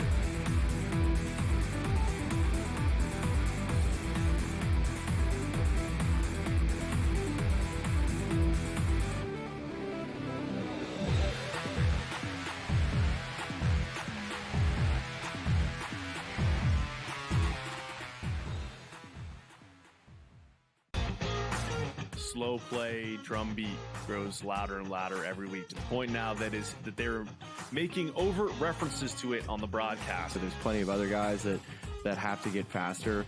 Tom definitely is more deliberate in his conversations, always has been since he's been on tour. I just think about Joe Scavern, when those two started working together, how their conversations always seem to just keep on going and going. The Smiley Show, only on SportsGrid. At some point, these 80s are to learn we don't need to hire ex-NBA guys. I need guys with college experience, who's gone out and recruited, who knows how to develop talent. NBA guys with no college experience don't work in college basketball. I understand they run NBA-style offenses, but it doesn't mean they can run college programs. Betting above the rim, only on SportsGrid. In a short format tournament like this, like the Olympics, now this is even smaller, only 4 teams. Who's got the best goaltending? You're talking 3 round robin games, and then a knockout with 4 teams. So you're playing 5 games. I'm not sold yet, Mike, on the USA stuff, on the merch, but I think I'm sold on the USA at least being in the final. Only on SportsGrid. Patino himself, in a clip that we just played, said basically the stats are not backing up the team's wins. St. John's is offensive glass. That's where a lot of opportunities for St. John's came from. St. John's does not shoot the basketball well. It might even be fair to say they shoot it poorly. They were 3 of 16 from deep last. But it doesn't seem to matter to them. Newswire. Only on SportsGrid.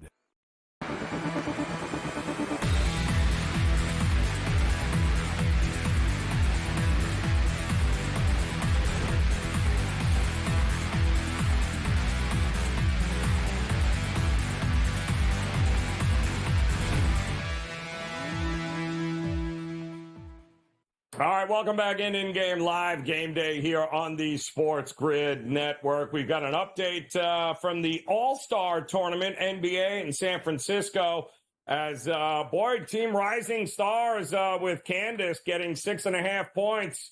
Doesn't look like a bad bet. They're knotted up at 15 apiece over the OGs of Team Shaq here. So the young guys not going away anytime soon here, as Kevin Durant and company here are going to try to get some separation. First one to 40 wins, and we will keep you posted as to what happens with that. In the meantime, one college basketball game remains here, 2 actually, but Louisville and Notre Dame, still about 10 minutes to go in that one, 51-44, not to mention Valpo trying to come back and beat Evansville with about 7 minutes to go. They're down 3, 60-57. And if there is one man who knows Evansville and Valpo, it's our man Ken Thompson in the house, who was this close to getting courtside seats to this tonight. Ken, I'm glad you opted to join us instead of actually showing up at that game, my man. But let's look at that Louisville-Notre Dame game first. Notre Dame has been pesky. They don't win a lot at home, but they don't tend to get blown out either. What do you think about this Louisville team here? Did you like them to pull away in this one? I really didn't like the game. I mean, I respect Louisville. I really, what they've done this year is amazing. And this team's dangerous in the ACC. There's no doubt. You look at Duke and kind of everybody else in that conference, but Louisville's a dangerous team. There's no question. There's just a couple teams in the ACC that we'll pay attention to. Duke, of course, being the one that's prime time. But, Carolina's taking a step back. But this Louisville team's fun to watch. And when you get a first-year coach coming in and changing things around and getting things rolling back to, the way they used to be with that great tradition. And, man, do they fall on hard times trying to, get one of their own in place there. And, man, what a disaster that was the last couple of years. So it's good to see Louisville, competitive and back to a team that's of top 25 caliber, no question. You know what, Ken? It was an hour ago that we had a mutual friend on, Amal Shah, and very astute college basketball handicapper, as you know, and he had very high praise for this Louisville Cardinals team and thought it wasn't the worst bet you could make on Louisville to make the Final Four at 18-1. Now, are they that high in your rankings, Louisville? No, not that high. But, here's the thing. What I realized in college basketball as far as futures, you go and you look at something right now, looks great, 18-1, right? I'm telling you, by the time the round of 32 comes around, Louisville may be 40-1. I mean, it's crazy how these things shuffle around because you start seeing the cream rise to the top and they realize, yeah, this team could be a Sweet 16 team, maybe an Elite 8 team, but the odds of them winning it, 18-1, there's no value.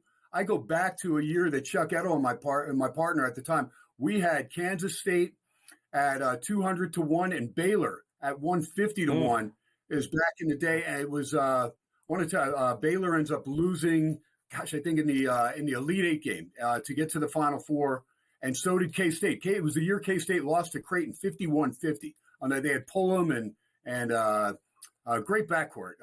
Puerto Rican kid, the other kid, they were just both fabulous.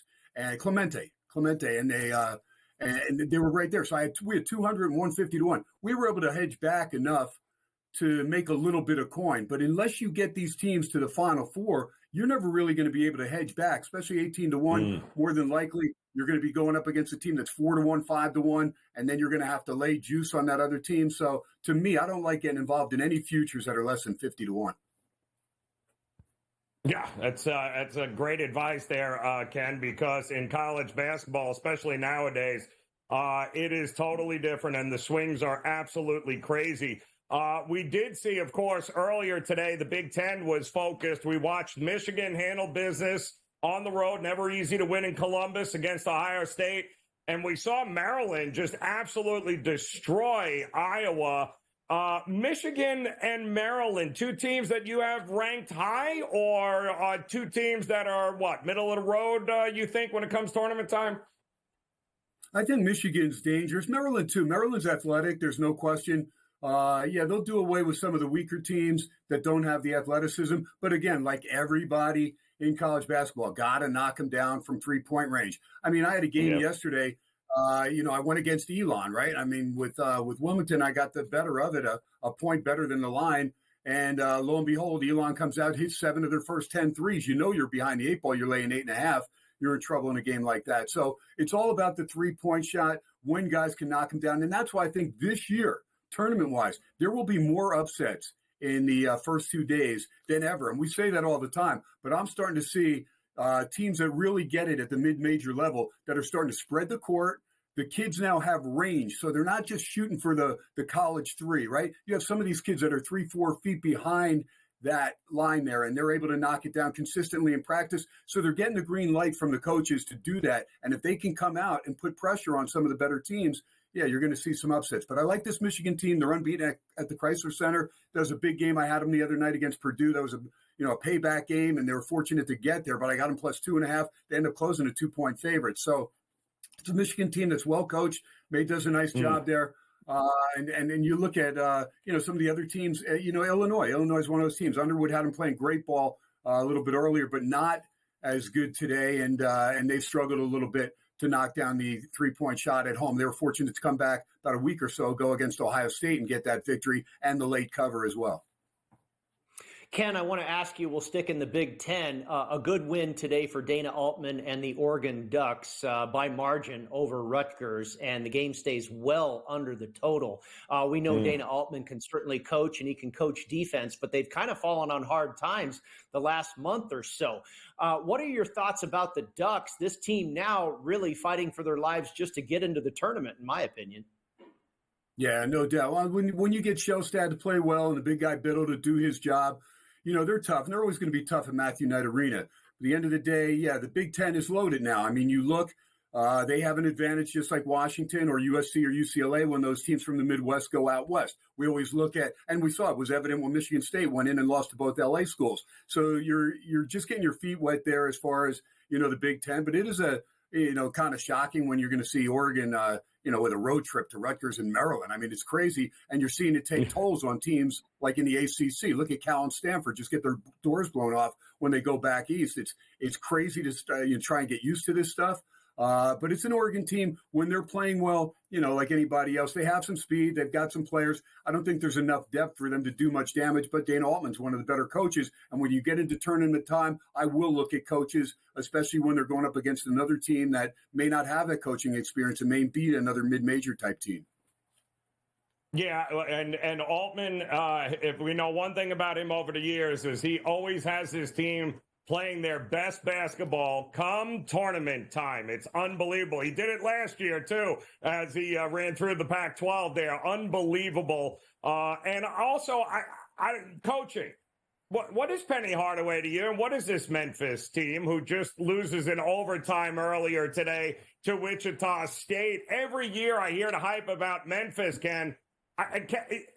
What are we supposed to do with this team? They always should be better than what they are on the court.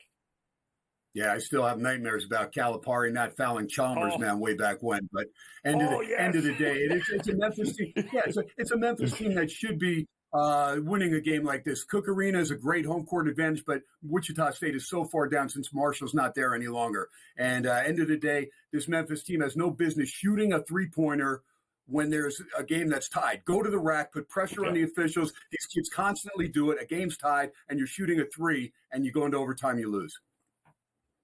Unbelievable. Yeah, it's unbelievable. But it's what has come to be known as Penny Hardaway time, folks. That's what we look at it there. All right, we've got plenty of great games coming up this tomorrow, in fact, with some, not the biggest of cards, but some great games, and we're going to get Ken's thoughts on all of them as in-game live game day continues here on the grid.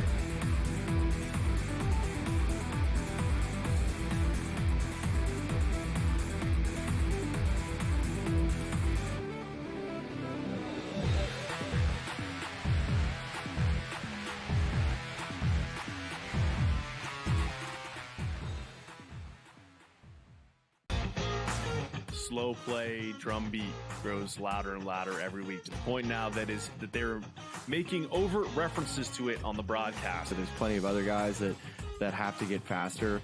Tom definitely is more deliberate in his conversations, always has been since he's been on tour. I just think about Joe Scover and when those two started working together, how their conversations always seem to just keep on going and going. The Smiley Show, only on SportsGrid.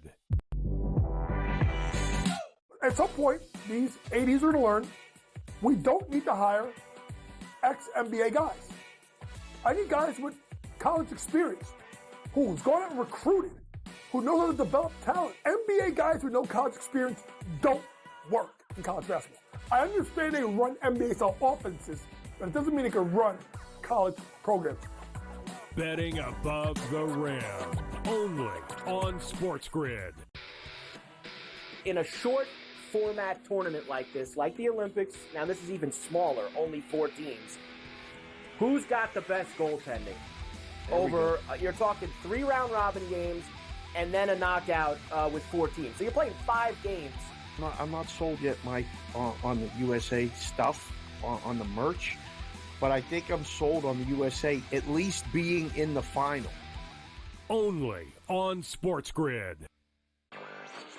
Pitino himself, in a clip that we just played, said basically the stats are not backing up the team's wins. St. John's is offensive glass.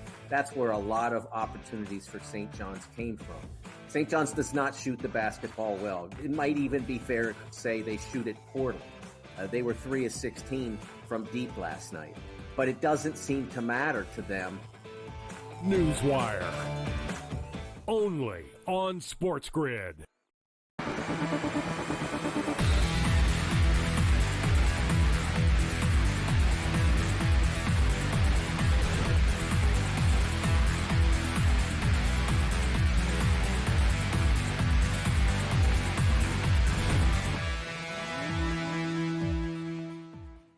All right, welcome back in-game live game day here on the SportsGrid network as Dame Lillard has put Team Shaq just 1 bucket away from being the first to 40 and advancing to the final against Team Chuck. And that should be actually a pretty interesting back and forth game. We'll let you know. But that line was 6, 37-31 is what we're looking at here. So it'll be interesting to see who gets the next bucket here. Ken Thompson back with us. And Ken, I got to ask you, before we talk about some of these big matchups tomorrow, boy, oh boy, Rick Pitino and the Johnnies, they just keep doing it, and they do it without anybody that can actually shoot the 3 on this team. But it doesn't matter. They're long, they're physical, they're athletic, they make you play their brand of basketball. How sustainable is the Johnnies here in the Big East moving forward? And ever since Rick called them soft, they've been hitting the glass, and that's huge. Woo! I mean, they got a big offensive rebound today. They missed 2 free throws down the stretch, and they get around Kalkbrenner and get the free ball there and then kind of put that game away. But it's a Johnny's team that they're good. They're fun. They're enjoyable. I grew up watching St. John's. I mean, I grew up in North Jersey. Used to go to the city, go to Queens and check them out, and Seton Hall as well when Carnesecca was there growing up. So I enjoy to see them back in it, and Pitino's done a masterful job. I still don't think this team's going to get even to the round of 16. I think this team will be maybe the round of 32, and they'll get knocked out because they don't shoot it well, and they're going to run into some team that's going to be there, and the reason that mid-major will be there is because they can knock down threes, and so I think the guys are going to be in trouble. They may win that first one, but I'll be hard-pressed to see the Johnnies make the Sweet 16. All right, Ken, let's look at the card for Monday, and the Duke Blue Devils will be in action on the road at Charlottesville, Virginia, catching 14.5, 15.5 points. It's a big number. They will be at home off of 3 straight wins. They've won 4 out of their last 5. Duke, of course, coming off of the loss to Clemson, and since then they take care of business in a big way over Cal and Stanford. What do you do with this one on Monday, Duke at Virginia? I'm going to play the over. Duke, Virginia, since the loss to Virginia Tech, and even in that game, they scored 74, but they've averaged 74 points a game. You're going to give me a 130.5. I know Duke's going to score, so I like Virginia. They're shooting it now. They're not hesitating on the threes, so give me over 130.5. I'm going to play that. I like the way Virginia's playing. They were one of those teams yesterday that avenged a home loss. Lost by 1 point to Va Tech, went down into Blacksburg, took control of that game, won the game 73-70. You saw that with Troy. Same thing against Arkansas State. If you look at that angle, today you got 3 for 3 so far as the covers. Now, Valpo may not get there, so it'll be 3-1. And then you'll still have Northern Iowa tomorrow. Makeup game against Murray State is another one where they lost on their home court. And not only does that team, a lot of times when they're the favorite and they lose on their home court, cover the next game, they'll go into that other venue and they'll win the game straight up. Yeah, let's hope they turn the power on at Murray State by tomorrow there, 10. That would be great, so they can actually play that game.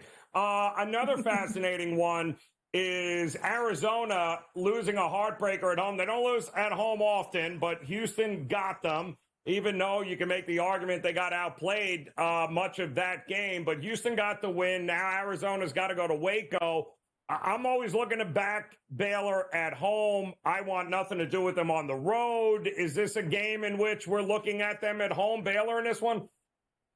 I'm not. I'm looking at Arizona because Tommy Lloyd doesn't lose 2 in a row. I mean, he gets beat, and then he'll come back and he'll win in a tough venue. He's somebody that can go to BYU and win. That's not an easy task. So he's shown that. Arizona's still of that pedigree. Yeah, Caleb Love's not consistent. They still have some holes. It's not as dominant an Arizona team, but at the end of the day, look back. How many times does Arizona lose twice in a row? They don't. So I'll look for them to go into Baylor. It's not a Scott Drew team that's got a lot. You've got some players, Langston Love, Roach, they've got some guys, but at the end of the day, this is not a strong Baylor team. There's a reason that they're in the middle echelon there in the Big 12, why Arizona is still the top 4 there. And I think one of those teams dangerous enough to win over there as far as in Kansas City a little bit later in the tournament. Well, how about that? The OGs 42-35 over Candace Parker's Rising Stars. The win for Shaq's team and the cover. Pretty amazing there, the way that ended. Even the odds makers know these 40, first 1 to 40s. They're pretty sharp with these numbers. Ken, another game on the Monday card I think is a really interesting situational setup here. You have Kansas State at Utah. Kansas State, goes on a heck of a run, beats Arizona, beats Kansas, goes into BYU on Saturday night and just gets hammered. Then Utah, Kansas comes into Salt Lake and the Utes handle the Jayhawks, as an outright winner, as a big underdog. So now, which one of these teams is going to let down or step up? Utah is a small favorite here, 1.5 with a total of 146.5. Yeah, and it looks cheap when you watch them play Kansas. Every time Kansas would make a stride to get there back within 1 bucket, Utah had the answer. And Madsen played really well in the first half, struggled in the second half, but then became the all-time three-point shooter there for Utah. Huntsman Center is always going to be tough, just like Rice Eccles on the gridiron there for the Utes. Don't want any part of the game right now because I do respect what Kansas State did when they went into Ames and won by 19. That showed me Jerome Tang's got a squad. They'll buy in. They come off the loss against BYU. They climb back into that game a couple times in Provo, but BYU just too much. And it's a game where does Utah have a little bit of a letdown. It was a late game on Saturday, so not a lot of prep time. Kind of go through the walkthrough, shoot around, and we'll see if Utah has that same magic that they had on Saturday. But another team that's well coached as well with a gentleman that knows how to flat out coach. He's been doing it since he was at South Dakota, for the love of God. Yeah, it's been a long time here. Who wins the Big 12, Ken, in your opinion? You know, even though they're shorthanded as far as depth, they're still the Houston Cougars, man. When the experience they gained last year, I think that was just huge. I do have Arizona as one of those dangerous teams. Texas Tech, McCasland's done an incredible job there. Team's a lot of fun to watch, but they haven't been there before. I just think the experience that Houston gained last year, there's still enough there, nucleus-wise, that they're the team to beat, and Kelvin Sampson can coach it. Gotta love Big 12 basketball. ACC, what a horrific conference that has been this year, much like, except for Louisville, who's been great. Clemson has also been great. We'll take a look at some of the future markets in those conferences as in-game live game day continues here on the grid.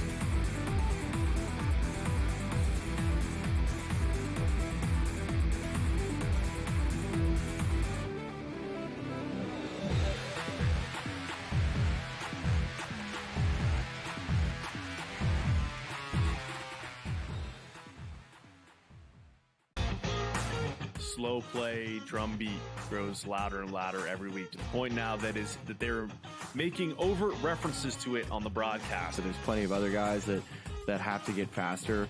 Tom definitely is more deliberate in his conversations, always has been since he's been on tour. I just think about Joe Scarver when those two started working together, how their conversations always seem to just keep on going and going. The Smiley Show, only on SportsGrid. At some point, these 80s are to learn we don't need to hire ex-NBA guys. I need guys with college experience who's gone out and recruited, who know how to develop talent. NBA guys with no college experience don't work in college basketball. I understand they run NBA-style offenses, but it doesn't mean they can run college programs. Betting above the rim, only on SportsGrid. In a short format tournament like this, like the Olympics, now this is even smaller, only 4 teams. Who's got the best goaltending?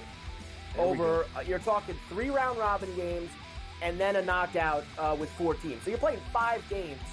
I'm not sold yet, Mike, on the USA stuff, on the merch, but I think I'm sold on the USA at least being in the final. Only on SportsGrid.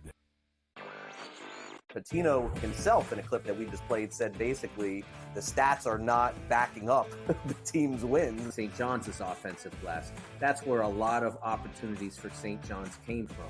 St. John's does not shoot the basketball well. It might even be fair to say they shoot it poorly. They were 3 of 16 from deep last night. But it doesn't seem to matter to them. Newswire. Only on SportsGrid.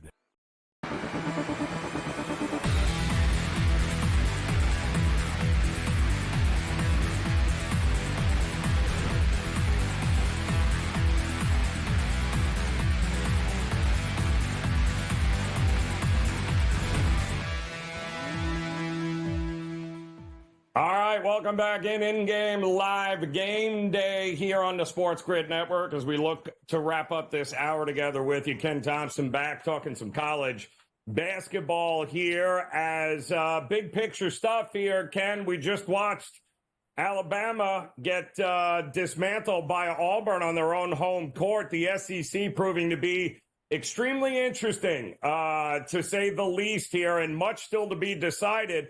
It is the best conference. Who's the best team in the SEC, though, in your thought? Boy, it is a toss-up, again, with Florida and Auburn. And if you go by when Florida went into Auburn, shorthanded no less, missing one of their players, that's an incredible story right there with Golden, with the allegations at the beginning of the year, the Title IX stuff, and then that went away. You still got Torian Green, an assistant that's got a couple things after the season that he'll be facing. So there was like kind of that black cloud. But Florida, my goodness, the depth that they found because a couple of their players, and they have another one that's down now. Their big guy is out for probably 1 to 2 weeks with an ankle injury. But, I mean, a great job by Golden, and that team playing well. But then Pearl going into Tuscaloosa and showing he was definitely the better team. There's no question that Auburn was much better. I think Sears puts too much pressure on himself, and Nate Oates is just not getting the consistent three-point shooting that he needs in some of these big games. But again, they're still dangerous. Got to shoot it well. You still got a Texas A&M team that gained a lot of experience last year, and Buzz Williams has a chance to pull some stuff, and he's still got a veteran guard out there that can knock it down. So it is interesting. In Tennessee, all of a sudden, we're not even talking about Barnes' team, but we know defensively they're good enough. And if Lanier shoots it well and gets other guys involved and Ziegler can dish it, there's 7 or 8 teams in that SEC that are going to be dangerous and all have a chance to make the Sweet 16, depending how the brackets come out. By the way, Joe, you'll like to hear this. Charles Barkley's team is a favorite in the final match over Shaq's team, a 2.5-point favorite, your total at 75.5. All right, Ken, what about Gonzaga? Is this team basically, running on reputation, or are they really not that good? They're not even ranked in the top 25. Ken Palm would say otherwise. What's your opinion on Gonzaga? Are they worth a look in the tournament? Yeah, definitely look. You got Mark Few, and I was talking to Mark when I was here at Resorts World with the WCC tournament, followed the Mountain West tournament, was able to talk with him and just a wealth of knowledge and the incredible job he's done there, 25 years, quarter century there. But yeah, with EK doing the dirty work down low, and they've got playmakers. Greg is pretty darn good. They've got guys that can knock it down, and they're still dangerous, even though they got swept from St. Mary's, and that's another good team. Keep an eye on St. Mary's. That's a team that's got great defensive prowess. It truly is a two-man or a two-team league for sure with St. Mary's and Gonzaga, and very rarely do the Zags get swept in the regular season. So St. Mary's will be the 1 seed at the Orleans Arena here in Vegas. Yeah, I'm looking so forward to these conference championships again. I think it's going to be extremely interesting to see how this all comes together. SEC, though, if you were going to rank conferences here, SEC is number 1, but top to bottom, is it Big 12? Is it Big 10? How do you line these teams up? Because it seems like the SEC is going to have who's not making it in the SEC to the big dance? Wow, I know it is crazy. I mean, you got Arkansas, South Carolina. Ole Miss has struggled, and they showed something, their colors yesterday. Chris Beard, as good a coach as he is, Ole Miss, when they lost that game to Mississippi State after they got out by 11 early and they had to avenge the loss from Starkville, that showed me that Ole Miss goes down a rung as far as I'm concerned. And then Vandy goes down as well because they blew that big lead, needed to hold on and beat Tennessee. But I look at the Big Ten as being the second best conference depth-wise because you give me Michigan, Wisconsin, UCLA, Michigan State, Illinois, and Purdue. Those 6 teams are upper-tier teams as far as the Big Ten. And you still have the dangerous ones, like you said, Maryland, USC on occasion can beat anybody, Rutgers, who just got beat. Nebraska came back from 20 today, and Northwestern and won. So, and Ohio State, they showed that they can play as well. So the Big Ten, depth-wise, top to bottom, is better to me all the way around than the Big 12.